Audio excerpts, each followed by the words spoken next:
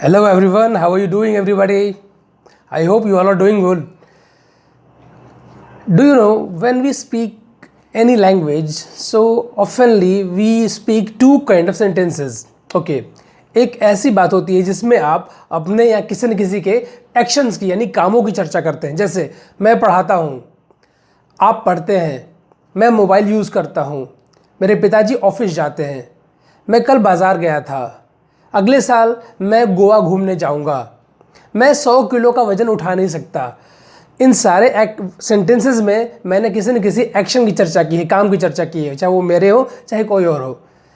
तो जब आप किसी सब्जेक्ट के एक्शन की बात करते हैं तो आप एक अलग स्ट्रक्चर फॉलो करते हैं, लेकिन आपने नोटिस किया है आप इसके अलावा बिल्कुल एक डिफरेंट तरह की बात करते हैं, जहाँ पर आप ये नहीं कहते हैं कि कौन सा व्यक्ति क्या काम करता है या किए करा या करेगा, कर सकता है, करना चाहिए। नो, कुछ ऐसे वाक्य होते हैं जिस पे आप बात करते हो सब्जेक्ट के बारे में कि कौन क्या है, कैसा है।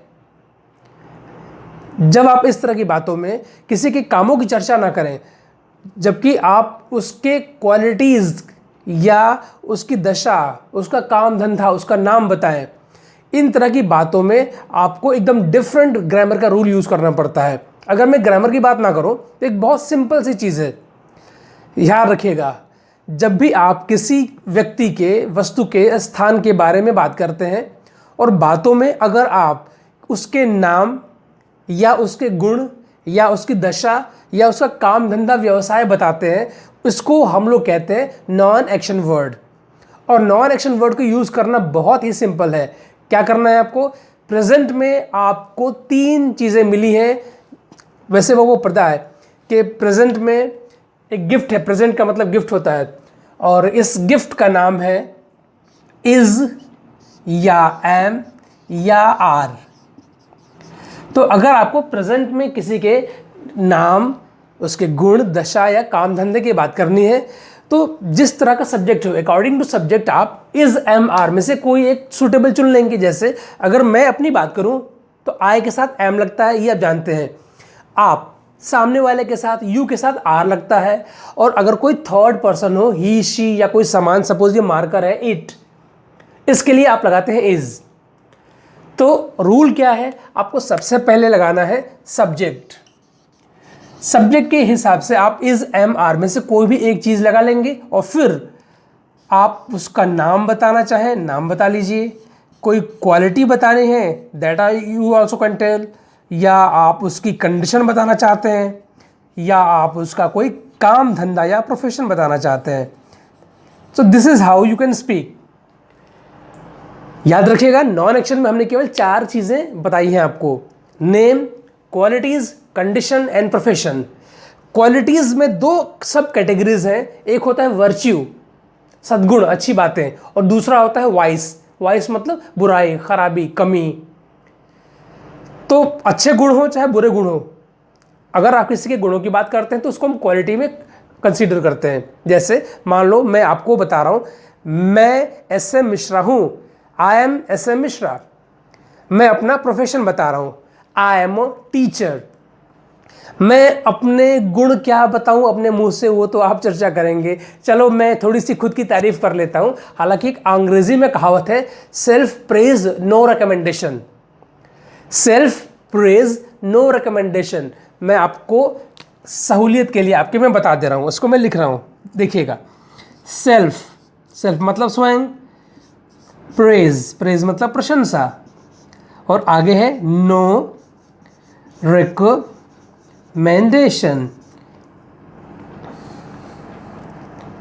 इसका मतलब है कि अपनी प्रशंसा हमें स्वयं नहीं करनी चाहिए, अपने मुंह मियाँ मिट्ठू बनना, ये कहावत है। तो खुद की तारीफ नहीं करनी चाहिए। पर चूंकि अभी मुझे एग्जाम्पल देना है आय के साथ, तो इसलिए मैं तारीफ नहीं कर रहा हूँ, इसको एक सेंटेंस का एग्जाम्पल समझिएगा। चलिए, तो तारीफ समझ सकते हैं आप। आई एम स्मार्ट, मैं स्मार्ट हूँ। आई एम हैंडसम, मैं दिखने में आकर्षक हूँ। एग्जाम्पल है, सीरियसली इसको मत लीजिएगा। और हाँ, मैंने अपना नाम बताया ना, I am S M Mishra, I am a teacher, I am handsome. और फिलहाल मेरी जो कंडीशन है, प्रेजेंट में मेरी जो दशा है, स्थिति है, वो है बहुत मैं खुश हूँ मन से, बिकॉज जब मैं आपके साथ होता हूँ, चाहे फिजिकली चाहे वर्चुअली, चाहे आमने सामने मेरे स्टूडेंट्स हों, चाहे स्क्रीन पे आप मुझे देख रहे हो, जब भी मुझे आपकी कंपनी मिलती है मैं बहुत खुश होता हूँ। तो फिलहाल मैं खुश हूँ, आई एम हैप्पी। अगर आप नोटिस करेंगे, एक बार मैंने अपना नाम बताया, एक बार मैंने अपना प्रोफेशन बताया, एक बार मैंने अपना क्वालिटी बताया, और फिर मैंने अपनी कंडीशन बताई। ठीक है, तो कंडीशन पे और प्रोफेशन पे आज हम बात करने वाले हैं। सबसे पहले बात करते हैं कंडीशन की। जैसे आई के साथ एम लगा, यू के साथ आर लगता है, ही शी के साथ इज लगता है।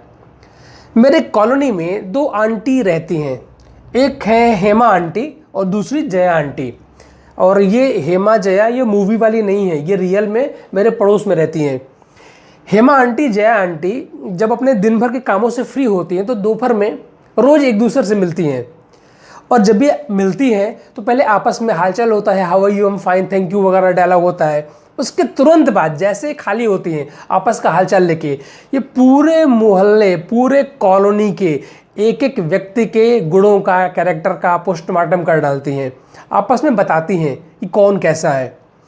अब हेमा आंटी जया आंटी के पड़ोस में एक शर्मा जी रहते हैं, और शर्मा जी का एक लड़का है करीब 20 साल का, काफ़ी हैंडसम है, ऐसा मुझे नहीं पता था, ये आपस की बात में कह रहे हैं। अब मान लो हेमा आंटी जया आंटी को बता रही हैं शर्मा जी के लड़के के बारे में, तो बोल रही है, अरे जया बहन तुम्हें पता है शर्मा जी का लड़का कितना हैंडसम है। अब इस तरह की बात करनी है तो या तो शर्मा जी के लड़के के जब नाम नहीं पता है तो उसको क्या बात बात में शर्मा जी का लड़का कहेंगे, नहीं, उसको हमने ही कहना शुरू कर दिया। तो हेमा आंटी जया आंटी को बता रही हैं शर्मा जी का लड़का, जिसको अब ये ही कहेंगी, ही इज, दिखने में आकर्षक है। तो आंटी बता रही हैं, ये कह रही हैं, he is very handsome, he is very smart, he is very cool. Okay. और जया जी हेमा जी से कह रही हैं, अरे बहन तुझे कुछ नहीं पता है, एक नंबर का बिगड़ैल बच्चा है। ठीक है, ये आंटी बता रही कि तुझे कुछ नहीं पता, मुझे पता है, वो जो लड़का है ना एक नंबर का घुमक्कड़ है। अब आपको पता है घुमक्कड़ की अंग्रेजी होती है FOOT, foot, LOOSE, loose. Foot loose का मतलब होता है घुमक्कड़, जिसके पाँव घर पे ना टिके। तो जया आंटी कह रही है शर्मा जी के लड़के के बारे में कि he is a foot loose, एक नंबर का आवारा है, कभी देखा है घर में रहते हुए, दिन भर घूमता रहता है। और तो और बहुत बदतमीज़ है, पता क्या है वो ना बाहर लड़कियों को छेड़ता है, बहुत गंदा बच्चा है। ऐसे लोग जो छेड़छाड़ करते हैं उनको बोलते हैं eve teaser, EVETEASER, eve teaser. तो जया आंटी ने राज खोला, आज हेमा को बताया कि बहन तुझे कुछ नहीं पता है, तू मूर्ख है। ओ, सामने ही कह दे रही है कि तुम मूर्ख हो। अच्छा, ये कैसे कहेंगे, यू आर अ फूल। ओ, मैं आपको नहीं कह रहा हूं, ये जया आंटी बता रही हैं कि तुम बेवकूफ़ हो, तुम्हें कुछ नहीं पता दुनिया के बारे में। तो ये इनको कह रही है। तो जब आपस में कोई कॉन्वर्सेशन होता है तो ये आई, ये यू, और शर्मा जी का लड़का ही, कोई थर्ड पर्सन है ना, तो कह रही है तुम बेवकूफ़ हो, you are fool, you are idiot, तुम्हें कुछ नहीं पता है। शर्मा जी का लड़का एक नंबर का बदतमीजी से लड़कियां छेड़ता है, he is eve teaser, he is an eve teaser. ठीक है, तो जब किसी के गुणों की बात करेंगे तो बस ही शी इट लगाया, और जो वर्ड आपको बताना है बता दिया आपने। पास्ट में अगर किसी की बात करनी है तो क्या करना है आपको, पास्ट में इज MR ना आके आएगा वॉज या वर, WERE। जैसे कल मैं खुश था, I was happy last day. कल आप एब्सेंट थे, you were absent in the class. कल शर्मा जी का लड़का बीमार था, ही वॉज इल। और फ्यूचर में अगर किसी की बात करनी है और बातचीत में आपको उसका नाम, कंडीशन, क्वालिटी, प्रोफेशन बताना है तो बस फिलहाल एक लौते वर्ड से काम चला सकते हैं, that is will be.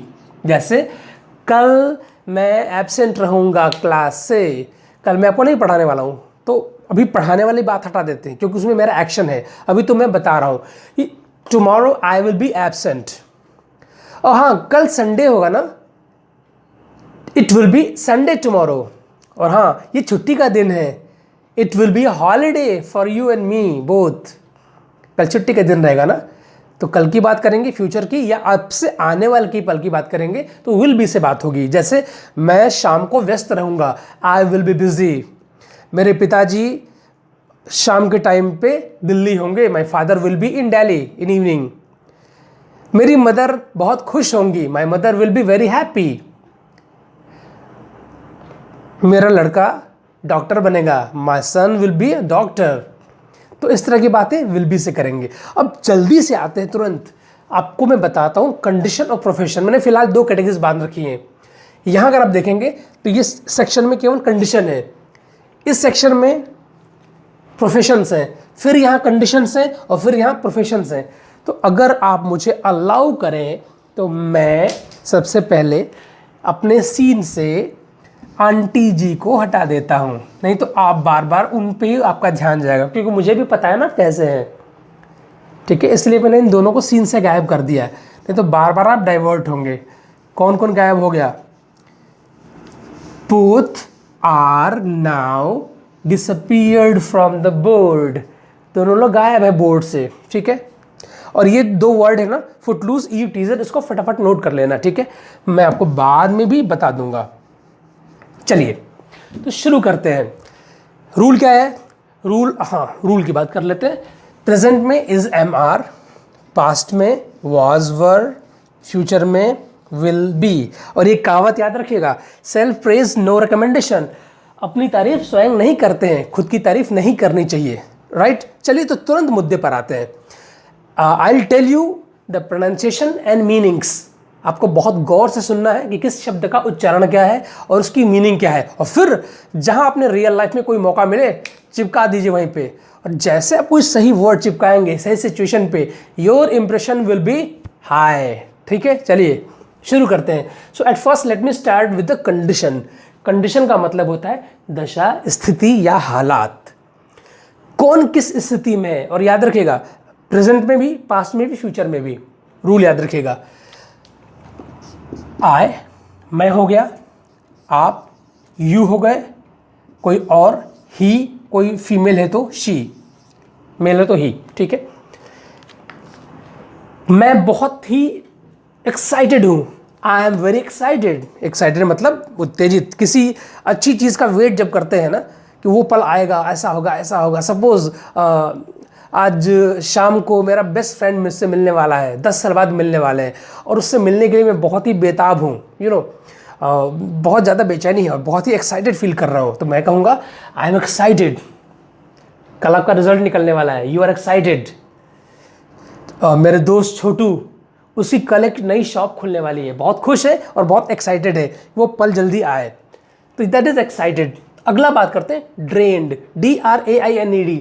Drained का मतलब होता है बिल्कुल थक कर चूर, मतलब पसीने पसीने में तरबतर, बिल्कुल थक कर चूर, that is called drained. Suppose आपने कोई बहुत मेहनत का काम कर लिया है और ऊपर से फिर से आपसे कहा जा रहा है बेटा काम करो जरा बाजार जाओ, आपने कहा सी आई एम ड्रेन्ड, अब मेरे में कोई दम नहीं बचा है काम करने का। अगला वर्ड है एग्जॉस्टेड। एग्जॉस्टेड का मतलब होता है टू मच टायर्ड, बहुत बहुत थक कर चूर। ओके, तो एग्जॉस्टेड याद रखिएगा, इसको कैसे बोलेंगे? एग्जॉस्टेड, अंडे वाला एग, जॉस्टेड, EXHAUSTED, एग्जॉस्टेड, थक कर चूर। आगे बढ़ते हैं, डिसअपॉइंटेड। डिसअपॉइंटेड का मतलब होता है निराश। मेरा रिजल्ट आया और मेरे मार्क्स बहुत कम आए तो मेरी फैमिली बहुत निराश है मुझसे, my family is disappointed with me. इस गवर्नमेंट से मुझे बहुत उम्मीदें थी बट गवर्नमेंट उस तरह से काम नहीं कर रही है। You know guys, I am disappointed with this government. तो कभी आप निराश हो, दैट इज, भगवान न करे आप निराश हो, बस हो तो डिसअपॉइंटेड। अगला वर्ड है वरीड। वरीड मतलब चिंतित। मेरा एक फ़ोन था, बहुत कॉस्टली फ़ोन था और बहुत इंपॉर्टेंट था मेरे लिए, क्योंकि मेरा सारा काम था उसी से होता था। आपको तो पता ही आजकल वर्क फ्रॉम होम हो रहा है और वो फ़ोन मेरा कल से दिख नहीं रहा है, पता नहीं कहाँ रख गया है, और मैं बहुत परेशान उसको लेके, कहीं खो गया तो इतने रुपए का लॉस होगा। और सबसे इंपॉर्टेंट, मेरे बहुत सारे फाइल्स डॉक्यूमेंट्स मोबाइल फ़ोन में थे, कॉन्टैक्ट्स थे। I am very worried about that. अगला है स्ट्रेस्ड। स्ट्रेस्ड का मतलब होता है जब आप बहुत ज़्यादा तनाव में हो तब आप बोलते हैं stressed, I am stressed. Next word है डिटरमाइंड। डिटरमाइंड का मतलब होता है प्रतिबद्ध। जब आप कोई चीज़ डिसाइड कर लें कि मुझे ये करना है, एकदम ठान लेते हैं, उस स्थिति में आप कहते हैं आई एम डिटरमाइंड। मैं बिल्कुल प्रतिबद्ध हूँ, कटिबद्ध हूँ, मैंने ठान लिया है इस चीज़ को। अगला वर्ड है मोटिवेटेड। जब आप बहुत ज़्यादा खुद को प्रेरित महसूस करते हैं, जैसे इस क्लास को अटेंड करने के लिए आप बहुत खुश हैं, और क्लास करने के बाद आप हमेशा अंग्रेजी बोलने के लिए बेताब रहते हैं, बिकॉज आपको इतना सारा मोटिवेशन मिलता है। तो जब आप अपने आप को बहुत प्रेरित महसूस करते हैं तो कहेंगे I am motivated. Motivated. Next word है रिलैक्स्ड। कल छुट्टी का दिन है, कल आपके पास कोई काम नहीं, कोई जिम्मेदारी नहीं है। अब मैं पूछ रहा हूँ कि आपका मूड फिलहाल कैसा है? कल तो कोई काम नहीं, आपने बोला इसी बात की तो खुशी है, आई एम रिलैक्स्ड। मैं बहुत ही निश्चिंत हूँ, तनाव रहित हूँ। तो जब किसी को कोई तनाव ना हो, कोई टेंशन ना हो, कोई फिक्र ना हो, तो आप होंगे रिलैक्स्ड। तो ये कंडीशन का सेक्शन 1 हो गया। अब आते हैं फटाफट यहाँ पे कंडीशन के सेक्शन 2 पे। अगला वर्ड बहुत ही कॉमन है, हैप्पी। जया आंटी खुश हैं स्क्रीन से गायब होके, she is very happy. Hema aunty भी बहुत खुश हैं, दोनों ही गायब हैं। और सबसे ज़्यादा खुश तो मैं हूँ कि चलो बोर्ड में मेरी जगह बन गई, I am very happy. Okay, आगे बढ़ते। नर्वस। नर्वस का मतलब क्या होता है? जब आप किसी सिचुएशन को लेके परेशान रहते हैं, आपका ब्रेन जो है आपको बताता है कि देखो तुम पूरी तरह से प्रिपेयर्ड नहीं उस काम के लिए, पता नहीं तुम कर पाओगे नहीं कर पाओगे। ऐसी स्थिति में आपके हाथ पांव सुन्न हो जाते हैं, दिमाग काम करना बंद कर देता है, गला सूखने लगता है। जैसे यूजुअली पब्लिक स्पीकिंग करते समय लोगों के साथ ऐसा ही होता है। कई बार जो लोग कैमरा फ्रेंडली नहीं होते हैं तो कैमरे के सामने आते ही नर्वस हो जाते हैं। मंच पर बोलना है, पोडियम पर कुछ बोलना है तो नर्वस हो जाते हैं। पब्लिकली कोई कह दे जरा 2 लाइन गाना गा के सुनाइए, तो हम कितना अंदर से घबराते हैं। वो जो घबराहट बेचैनी है ना, दैट इज कॉल्ड नर्वस। ठीक है, तो आर यू नर्वस? आप बोलेंगे no, why I should be nervous, I am not nervous. ये ध्यान रखिएगा, जब आपको मना करना है ना तो बस नॉट लगा के मना कर देना है किसी भी कंडीशन में। जैसे is not, am not, are not, was not, were not और विल नॉट बी। तो विल नॉट बी बोलेंगे, या इसको अगर आप कॉन्ट्रैक्ट कर दें शॉर्ट फॉर्म में, तो आप इसको शॉर्ट फॉर्म में जब भी विल नॉट बी बोलना है तो एक काम करो, विल नॉट का शॉर्ट फॉर्म बोल दो आप वोंट और be. It sounds good, it sounds fluent. Will not be में ऐसा लगता है कि आपकी स्पीड रुक रही है, वो जो फ्लुएंसी है ना वो गड़बड़ हो रही है। तो जब भी आपको विल नॉट बी बोलना है तो rather you should speak won't be. जैसे मैं शाम को अवेलेबल नहीं रहूँगा, I won't be available in evening. मैं नर्वस नहीं होऊंगा पब्लिक स्पीकिंग में, I won't be nervous in public speaking. अगला वर्ड है सैड। सैड मतलब दुखी। जब आपका मन अच्छा महसूस ना करे, किसी बात पर आपको तकलीफ है, तो आप कहते हैं आई एम सैड। इतने लोग कोरोना से मर रहे हैं, ये सुन के मुझे बहुत तकलीफ है। रोज सुनता हूँ 60,000 70,000 नए नए केसेस आते हैं, रोज कुछ 100 लोग मर जाते हैं कोरोना में। गाइस, ये सब न्यूज़ देख के ना मेरा मन बहुत दुखी है, आई एम सैड। अगला एंग्री, गुस्से में, नाराज, क्रोधित। मेरे पापा बहुत गुस्से में है, my father is very angry. मैं नाराज़ हूँ, आई एम एंग्री। आप नाराज़ है, you are angry. You know, कल जब क्लास नहीं चली ना तो मैं बहुत गुस्से में था कि क्लास क्यों नहीं चली, I was angry last day. अगर तुम मेरा मोबाइल ले लोगे ना तो मैं बहुत गुस्से में हो जाऊँगा। You take my mobile phone, I will be angry. I will be angry, नाराज। अगला है अफ्रेड। इसको क्या पढ़ते हैं? अफ्रेड। अफ्रेड का मतलब होता है भयभीत, डरा हुआ। मेरे सामने एक शेर आ गया और मैं कांप रहा हूँ डर के मारे, थर थर। आई एम अफ्रेड। ध्यान ये रखना है, ये जो वर्ड्स आप बता रहे हो ना, तो कई बार आपको अलग से इनके बाद कुछ प्रीपोजिशंस लगाने पड़ते हैं। जैसे अफ्रेड के बाद हमेशा ऑफ लगता है, एंग्री के बाद यूजुअली विद लगता है। जैसे मैं आपसे नाराज़ हूँ, I am angry with you. मैं डरा हुआ हूँ शेर से, I am afraid of dog, sorry dog नहीं, lion, I am afraid of lion. अगला है मैड, मैड मतलब पागल। और आप में से कुछ लोग कंफ्यूज हो सकते हैं कि ये मैड क्वालिटी है कि कंडीशन है। तो एक सुनो बात इंपॉर्टेंट, जब भी आपको ये डाउट हो कि फला वर्ड क्वालिटी है कि कंडीशन है, तो एक ट्रिक मैं आपको बता रहा हूँ, हमेशा याद रखिएगा।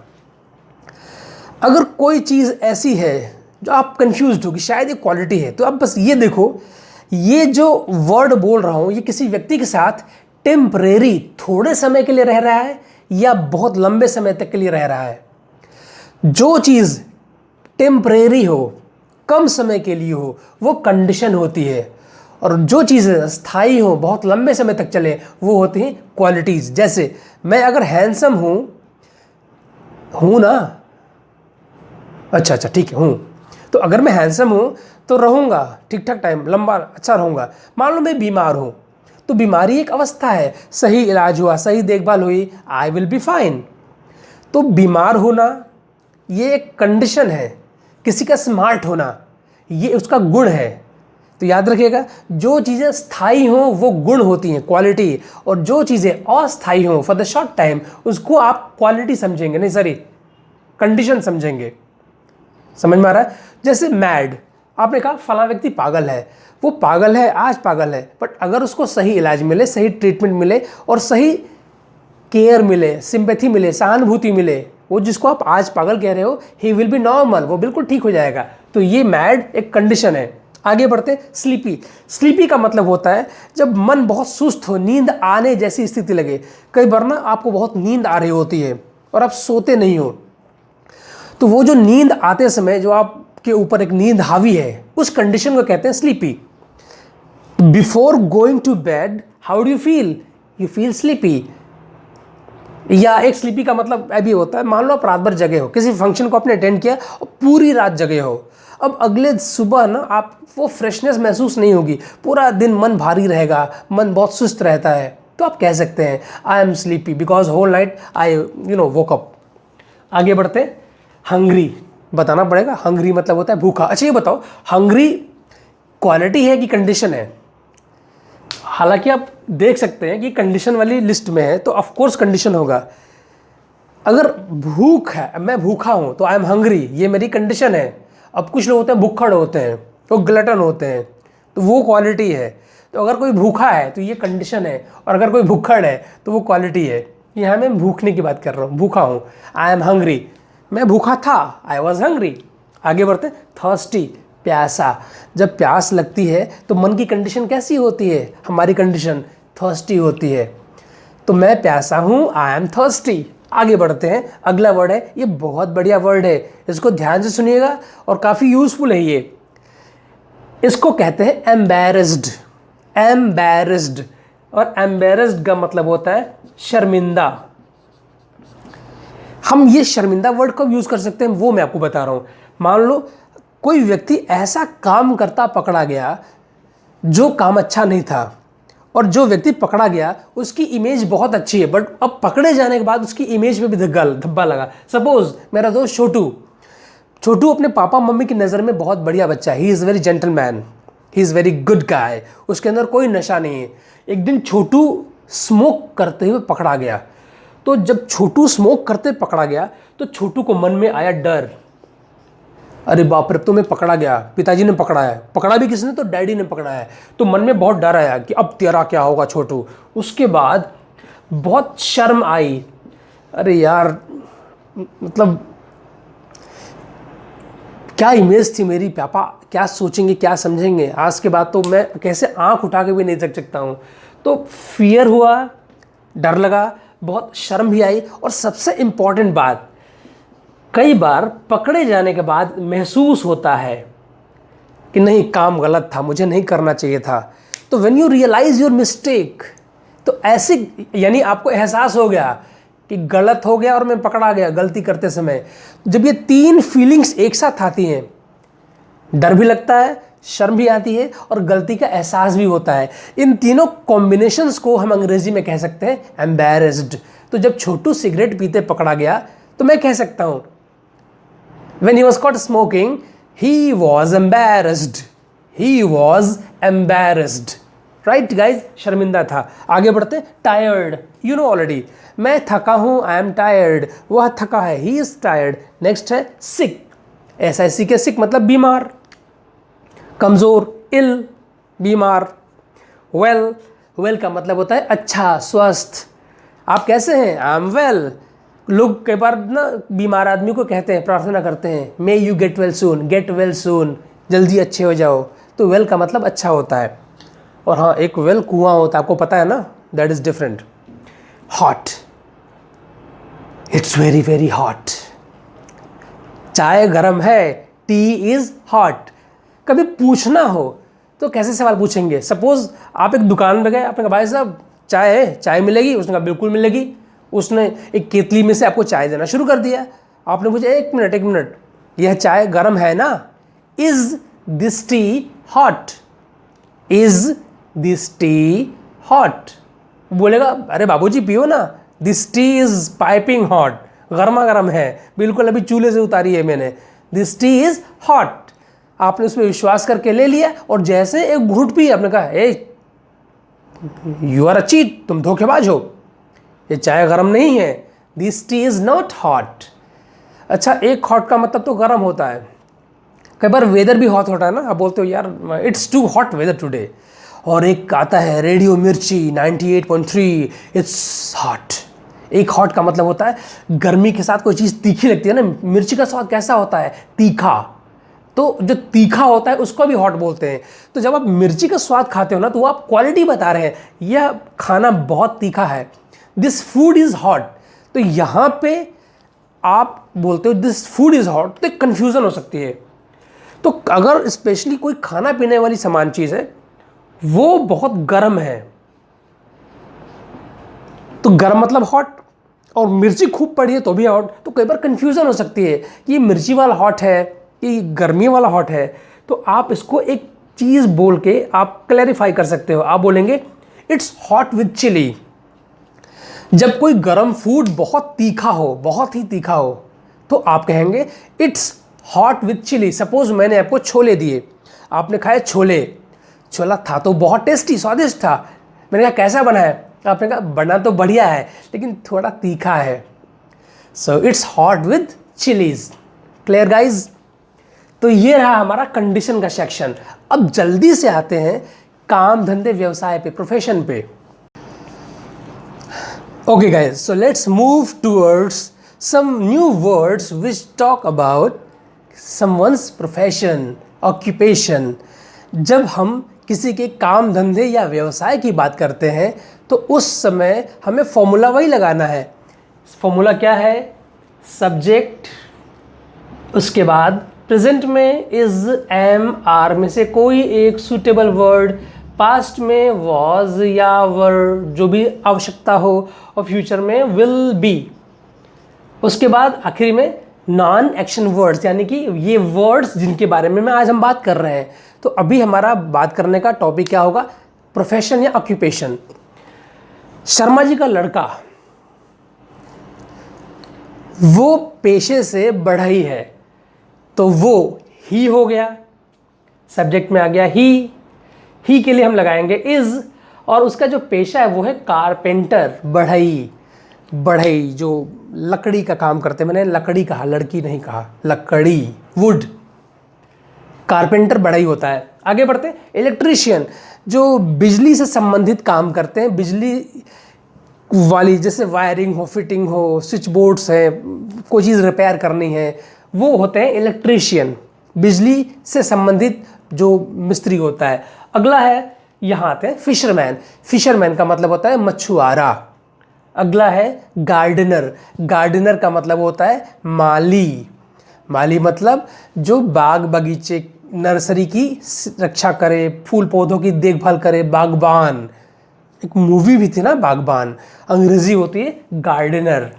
अगला वर्ड है, इसमें प्रोनाउंसिएशन आपको ध्यान देना है, इसको कहते हैं जर्नलिस्ट।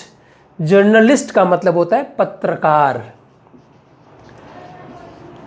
आजकल अखबारों के लिए जो काम करते हैं वो होते हैं प्रिंट जर्नलिस्ट, और जो लोग टेलीविज़न के लिए काम करते हैं वो होते हैं मीडिया जर्नलिस्ट। आगे बढ़ते हैं, लॉयर। लॉयर मतलब वकील, वही जो काले कोट में देखे ना अपने अदालत में आपस में जो डिस्कस करते हैं, आर्ग्यूमेंट्स करते हैं, बहस करते हैं, मिलॉर्ड, हाँ वही वाले। आगे बढ़ते हैं, अगला वर्ड है सैनिटेशन वर्कर। सैनिटेशन वर्कर का मतलब होता है सफाई कर्मी। आजकल इनका बहुत रोल है, कोरोना वायरस में बहुत मेहनत कर रही हैं लोग। कई बार तो इनको खुद हमारे देश के प्रधानमंत्री ने सैल्यूट किया है, सैनिटेशन वर्कर को, सफाई कर्मी। अगला वर्ड है जिसका उच्चारण अक्सर लोग गलत करते हैं, इसको कहते हैं इंजीनियर। इंजीनियर, और हमारे यहाँ उसको लोग क्या कहते हैं, इंजीनियर। देखो अगर अंग्रेजी बोलने तो उसको अंग्रेजी में ही बोलना पड़ेगा ना, तो डू नॉट से इंजीनियर, इन में नहीं, इंजीनियर, अभियंता। नेक्स्ट वर्ड है वेंडर। वेंडर का मतलब होता है घूम घूम के बेचने वाले, फेरी लगाने वाले। आपने देखा ना रेलवे स्टेशन पे वो चाय चाय चाय गरम चाय गरम, टी वेंडर, चाय वाले। हमारे देश के प्रधानमंत्री क्लेम करते हैं, ऐसा कहते हैं कि he was a tea vendor in his early age, when he was child he was a tea vendor. तो मैंने वॉज लगाया, पुरानी बात है ना, पास्ट है। अगले सेक्शन पे आते हैं, सेक्शन वही प्रोफेशन का ही है, डॉक्टर। डॉक्टर, चिकित्सक।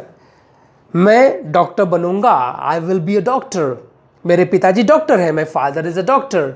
मेरे दादाजी डॉक्टर थे, माई ग्रैंडफादर वॉज अ डॉक्टर। अगला वर्ड है कॉन्ट्रैक्टर। कॉन्ट्रैक्टर का मतलब होता है ठेकेदार। किसी चीज़ की जिम्मेदारी ले ली कि मुझे इतना पैसा चाहिए और इतने तय वक्त में मैं आपका काम करके दे दूंगा, तो वो ठेका ले लेता है। हमने जैसे आपकी पढ़ाई का ठेका ले रखा है क्या? बिल्कुल ले रखा है, कॉन्ट्रैक्टर। लेकिन मैं कॉन्ट्रैक्टर नहीं हूँ, I am a teacher. Salesman. Salesman का मतलब होता है विक्रेता, बेचने वाला। आपको पता है इस दुनिया में हर आदमी कुछ ना कुछ बेच रहा है। कोई अपना नॉलेज बेच रहा है, कोई अपना प्रोडक्ट बेच रहा है, कोई कपड़े बेच रहा है, कोई दवाई बेच रहा है, कोई अपनी विद्या बेच रहा है। Okay, salesman. अगला है एक्टर। एक्टर का मतलब तो पता है आपको, बताने की अब ज़रूरत है क्या?